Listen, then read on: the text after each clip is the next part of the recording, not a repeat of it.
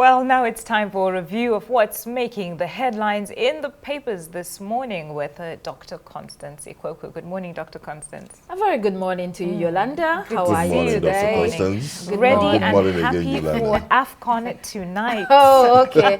Football fans. Yeah. Yolanda. More like, supporting the nation. I know. I will support by sleeping or resting. The tension is indeed high because we are playing against the host nation, and you That's know what right. home advantage does. But I think the patriotic spirit and Nigerians would, and in the Super Eagles would conquer the odds. Okay. Fly, Eagles, fly. Okay, both of you can watch on my behalf. I'd rather not have hypertension. We'll bring the updates tomorrow. I'd rather not have hypertension watching. Absolutely. It's just too much. But good to see you guys this morning. Yeah. We're looking at the stories that are shaping the agenda for you today. Hello there and welcome to the program. Let's kick off with this day newspaper. The top front page themes today range from economic and investment news to security developments, tax law debates, state assembly issues, impeachment plot in Rivers State, among others. Now, this day front page opens with a report about the federal government surpassing the independent state of Biafra lobbyists in Washington, D.C., looking to sway President Trump on Nigeria. Nigeria is paying a whopping $750,000 to D.C. lobbyists on U.S. visa policy and other things, while Biafra lobbyists are paying $66,000. We'll have more on that later. We also have in faraway Abu Dhabi, President Tinubu has signed a comprehensive economic pact with the United Arab Emirates. And the window, Next Oil Nikondo reject false, misleading reports on Supreme Court proceedings. The Daily Times this morning leads with news of Sokoto residents running away from their communities due to threats from notorious bandit leader Turuji Bello. On green energy, Nigeria to mobilize $30 billion yearly to finance energy transition reforms. And the last has not been heard about the newly gazetted tax laws as Mr. Obi asked the federal government to suspend them. New Telegraph reports that the U.S. has delivered military supplies to Nigeria in support of the war against terrorism. This comes as bandits killed a former House of Assembly candidate and 4 others in Benue State. And wife of first Ogun State Governor Lucia Onabanjo passes at 100. In Vanguard newspaper, Nigeria's oil and gas exploration drops 14% in spite of all efforts as NUPRC courts investors with 50 oil blocks. And World Bank says Nigeria will record fastest growing this year, or GDP. Moving on to Daily Independent, which is highlighting Nigeria's cotton and textile sector, which is under strain, with warning that this is a threat to industrialization and livelihoods. On politics, Kwankwaso makes U-turn, supports Governor of Kano State Abba Yusuf's planned defection to APC. And Fayoshe declares that Governor Fubara of Rivers State should see Minister Wike as his leader. Court nullifies PDP Guba primary in Ekiti State. Punch newspaper reads about state governors budgeting 520 billion naira between 2023 and 2025 for security, even as killings continue across the country, raising concerns about the efficacy of security measures. In Daily Sun this morning is reflecting of how Katsina communities are trading terror for stability, adopting controversial prisoner swaps by releasing detained bandits in exchange for abducted citizens. The paper quotes Edo State Governor as claiming the riot that has crippled Ekpoma, the university town, is sponsored from abroad. Now moving into international headlines, let's begin with Daily Mail. Today we have political turbulence in the UK. There's stories on government spending, on infrastructure plans, social and economic pressures, and international flashpoints amid U.S.-related global politics. Daily Mail has the story on Prime Minister Keir Starmer's latest reversal on compulsory digital ID plans, marking what Daily Mail calls his 13th U-turn. This is portrayed as significant political news and government instability. The Mirror and other titles highlight a new government pledge of around £45 billion for new rail lines. In Daily Express, it flags research suggesting over 2 million elderly people in the UK may now be living in poverty, which is a major social issue. The Sun focuses on domestic cost of living concerns, claiming that post-budget effects could mean weaker pints and higher pub prices. In the Times, President Trump promises Iranians that help is on the way, urging them to keep the demonstrations alive. Financial Times is writing about the same story. It has a dispatch from Tehran detailing the dire situation there, while The Guardian reports that President Trump is hinting at military action with 2,000 people killed in those protests. Daily Telegraph says the White House is concerned about secret Chinese embassy plan with what it is called, or what has been called Super China Embassy in the UK, and a lot more. Now let's break down what the stories mean for everyday people. Let's pull up this day newspaper again. We have the lead story there, lobbying in Washington, D.C. Federal government versus Biafran lobbyists. Nigeria is paying $750,000 on U.S. visa policy, military support, trade and tariffs, while Biafra groups are paying $66,000. This is a war to shape the view of Nigeria's security crisis, among other issues. So what comes to mind is that term, Gwenga, drain the swamp. It's a political slogan that was popularized by President Donald Trump during his first time in Washington, D.C. And it relates to corruption in Washington, D.C., lobbying, money, entrenched special interests. So this story now, federal government and Biafran lobbyists, what do you make of it? Anyway, we've seen the discrepancy between what the federal government lobbies and the Biafran lobbies. Well, whatever narrative that comes with draining the swamp, we've seen him also using clearing the scrums. Anyway, what I think it speaks to U.S. determined interest in the Gulf of Guinea, and we've seen is consistent that with the America First interest now. And now, just yesterday, we saw the U.S. Delivering military supplies to the Nigerian military, and also we saw what the kind of support they are delivering to the Nigeria Drug Law Enforcement Agency.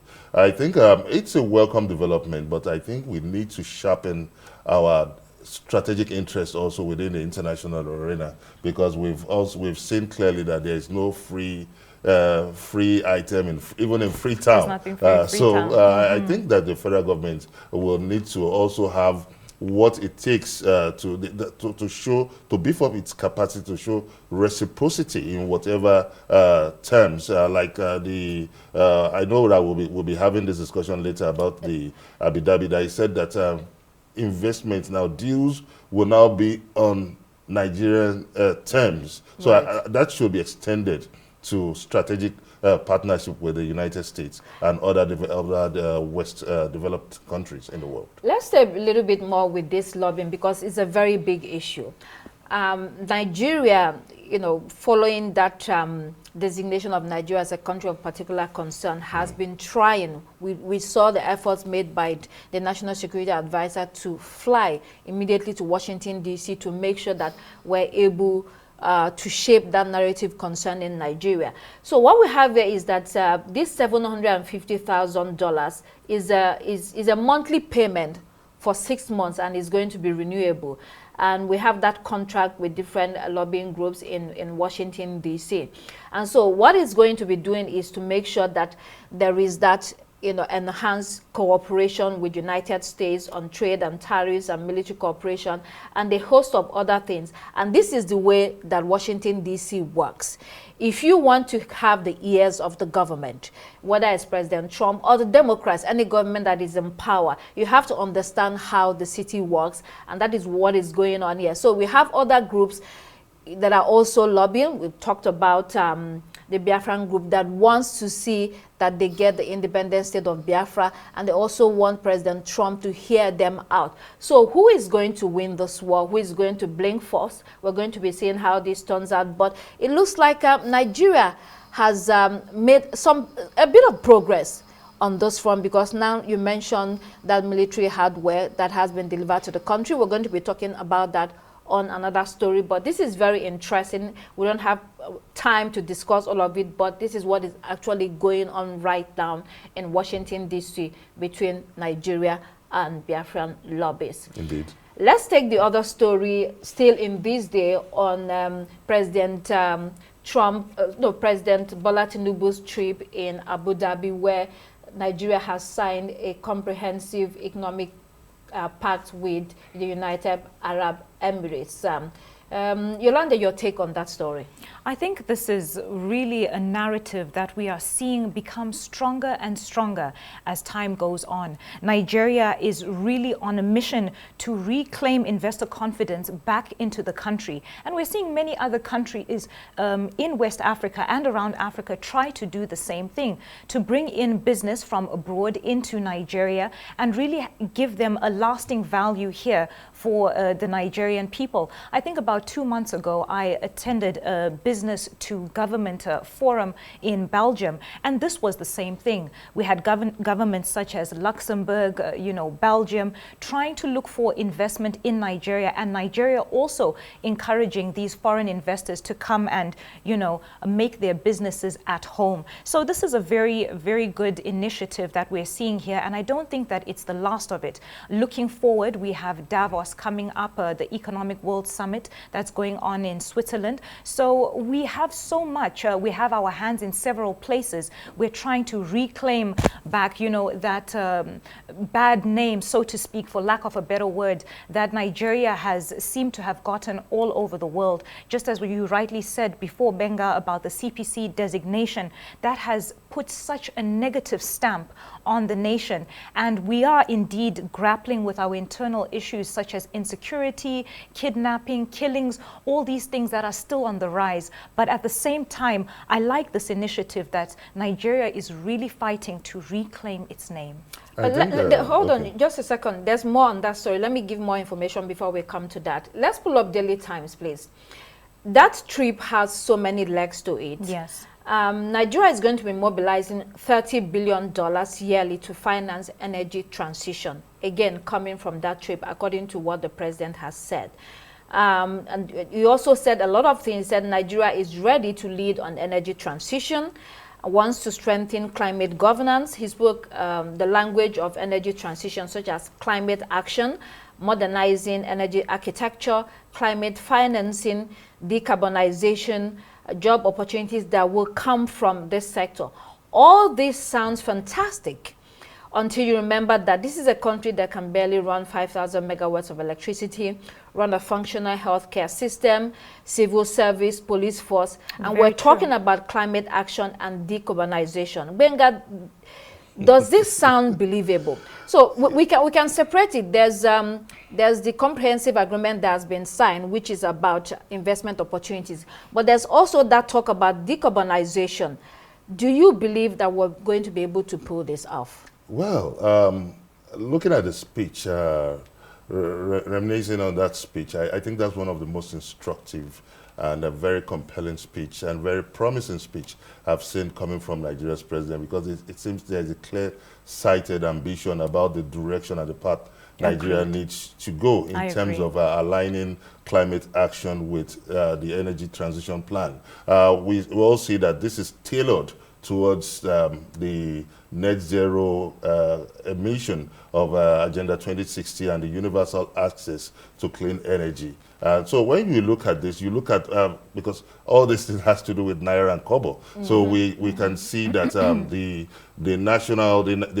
Nigerian Sovereign Investment Authority is drawing $500 billion into this deal, and the international partners are also committing $30 billion, and also the National Climate Fund will be mobilizing $2 billion into this deal. So when we look at Nigeria's contemporary problems, that is, we are dealing with gas flaring and methane emission in the country. So we need these strategic partners. And he has also said that the partnership would not just be dealing with merchants of extraction, that it would bring value added into our contemporary realities like job creation and many other developmental initiatives in the country. So I think that the missing gap is to match words with concrete actions. Absolutely. And we'll get there. I think I'm kind of stuck in between a little bit here, because Dr. Constance, you mentioned something that kind of resounds with my way of thinking, and that is the part of, does this translate to what is truly on the ground?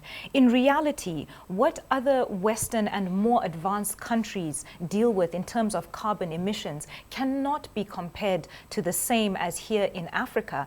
And then as well, we need to look at the smaller everyday issues, because those everyday changes is what affects the grand scheme of things. For example, here in Abuja, we were talking about deforestation in the city.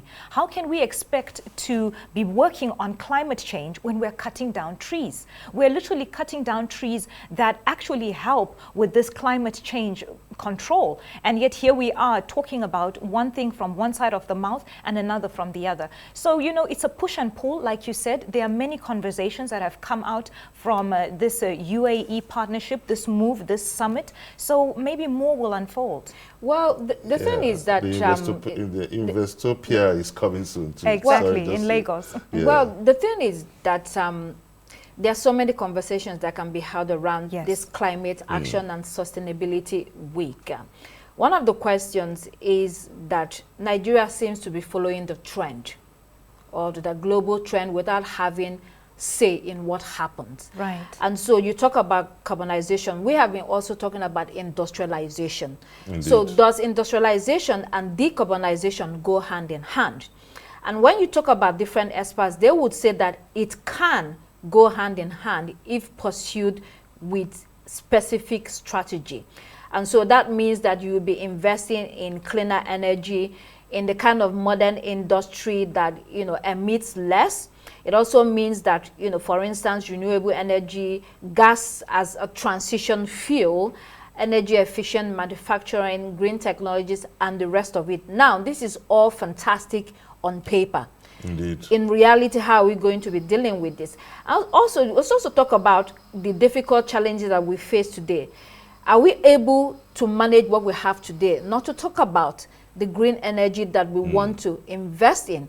Yes, you know, the president has signed some deal with people across the world that will be funding this transition that we're talking about. However, does it match with our local reality? So it is something that has to be really, really strategic. If not, then it's like a waste of money. At the same time, the grand plans that we usually have, that at the end of the day does not pan out see the light to be because much. we are yet to see the CNG buses. Absolutely. All right, there's more. I mean, the Minister of Foreign Affairs was also there. Let's talk about this economic partnership where Nigeria can now export to Middle Eastern countries, which is an opening for manufacturers locally. So it's an opening, it's a door, it's a good agreement, and we're going to be seeing how that, you know, progresses. The Minister of Industry, Trade and Investment, Dr. Jumako Duale, was there to sign on behalf of Nigeria. In the interest of time, let's move on to another story. New Telegraph: the U.S. has delivered military supplies to Nigeria to support the war against terrorism. This is coming weeks after that airstrike on terrorist targets in Sokoto State. But also, in a related story in the Punch newspaper, state governors budgeted 525 billion between 2023 and 2025 for security. Yet killings, you know, are spreading across the country. And this is raising questions about the effectiveness of security measures. Yet again, not only that, we have that story from Katsina State, where the government has decided to release 70 suspected bandits. So they are doing a prisoner swap in order to, you know, get back citizens that were abducted by these bandits all of this is a volatile mix. Any of you can take on that? Okay, you want to? Yes, I just quickly wanted to highlight about the budgeting, the state budgeting for the governors of 525 billion for security between 2023 to 2025. This paints such a troubling picture because, as rightfully stated, terrorism and banditry, killings, kidnappings, all of this has been on the rise. Now, to tie that in with the US having brought in this military equipment yesterday, it's fantastic. Although we don't have the details yet about what type of equipment was given, neither the US mission nor the Nigerian government has revealed any of that. So it really is troubling times. But what we're also looking at, let's not forget, Nigeria asked for military intelligence. So yes, we asked for, you know, weaponry and all of that, but are we getting the intelligence that was asked for initially? That's a big question that I have. Yes, of course. Well, I mean, it's not obvious because it has not been reported. Well, so if it hasn't been reported, we can't speculate about whether it has been done or not. Yeah, but this is security. Not everything can be reported in regards to security because some things are very, very sensitive. Understood, so but we can't speculate the government either. The government will have to pick and choose what is necessary for the public to digest. Every other thing has to be done, you know, behind closed doors because, as you know, we've had the problem of sabotage. We have the problem of people within the military or within the security infrastructure working with terrorists to sabotage the federal government. So especially when you're also working with a foreign government like the United States of America, they're very careful about this sensitive information. So they will share what is necessary to share. The most important thing is that you want to see the results on the ground. We know that the president and the presidency received flack for what was considered poor communication before and after that U.S. strike in Sokoto State. Leading up to that, the designation of Nigeria as a country of particular concern, which dominated discourse for weeks, and we know that, you know, opinions were heavily divided. So what is happening now with this delivery of military supplies, which has been described as critical for Nigeria? What we're seeing now is a shift towards deeper operational cooperation that could potentially strengthen our capacity to combat these insurgent groups. In a way, it also signals that Washington is now more confident when you compare to what it was like a month ago. And so this morning also paired that with this story of lobbying that is going on in Washington, D.C. Nigeria fighting a war of perception to ensure that it does not go down the drain, whatever is the effort. You know, we've not spoken on, we've not taken up the issue of the governor's security allocation that has risen despite increase despite having widespread killings and violence across the country. I think in a situation where there is impunity, I've maintained this for the upton time, that accountability seemed like an attack. The northern governors had a meeting where they highlighted some very key roadmap to having a safe country and a secured country. And one of it is state policing. So when there is no structure to spend that security vote, to execute that security vote effectively, that would have an accountable and effective spending. This is the kind of situation where there is no way we can have a result, an effective result in this kind of situation. Absolutely. Because when an allocation is being made and there's no institution to carry out the implementation, there's no structural realities to drive that implementation, I think there will be such gaps that we are seeing. Very, very chaotic indeed. That's the word. So coming back to the, I think we've talked so much about the U.S. Military supplies in the country. I'll leave it at that. Let's go to the international headlines. We have here prosecutors seek death penalty for ex-Korean President Yoon, and Greenland PM says it chooses Denmark over the U.S. Yolanda. Well, for South Korea, we see the prosecutors are calling for the death penalty. Now, Yoon is facing insurrection charges for his martial law declaration that we all saw at the end of 2024, and it made big headlines, although it only lasted 3 hours before that was squashed. He was later impeached 4 months later. But I mean, if you ask me from my point of view, even if Yoon is sentenced to death, I highly doubt that execution is likely. In this day and age, execution persecution has become something that has been frowned upon by so many nations. So, I mean, this is a story that went cold for a while, but it's good to see it, you know, coming back to light. And in February, I think that's when a verdict is going to come out of it. With Greenland saying that they're choosing Denmark, I hate to say this, but I told you so.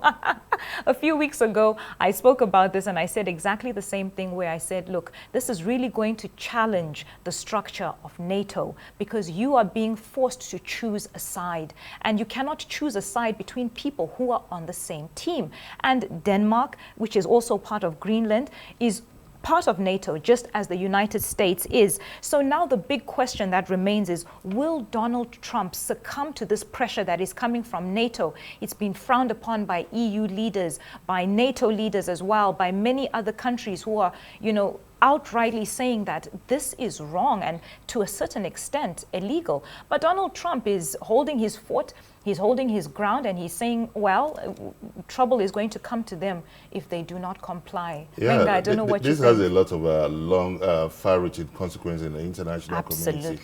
Because, you know, Denmark has been about the closest ally to the United States. And now on this Greenland matter, it appears to be tearing both parties aside. The Prime Minister of Greenland has said that it's not ready to be bought by US, it's not ready to be part of US, it's not ready to be governed by US. So he has made a categorical statement that would bring a decisive action, that might trigger a decisive action from the US. And the Prime Minister of Denmark has also hinted that this might lead to the end of the North Atlantic Defense Alliance between the two countries. So you know what that means, that US is beginning to lose its strong allies. So that might be a change of equation in the international community. But when you look at the strategic interest of Greenland, the positioning between the Atlantic region and the North, the Arctic region and the North Atlantic region, and what it poses, the threat it poses because of the proximity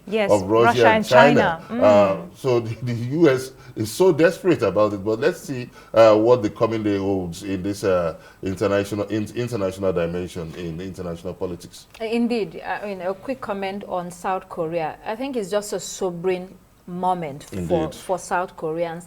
Death penalty is a very severe verdict on Yoon. And I think people will also be looking at it and thinking that it just sent a signal that South Korea considers any of this kind of thing very, very grave in terms of abuse of power. And it also will send a signal that nobody is above the law within the country. At the same time, we also want to look at the other angle of people saying that this is just too much.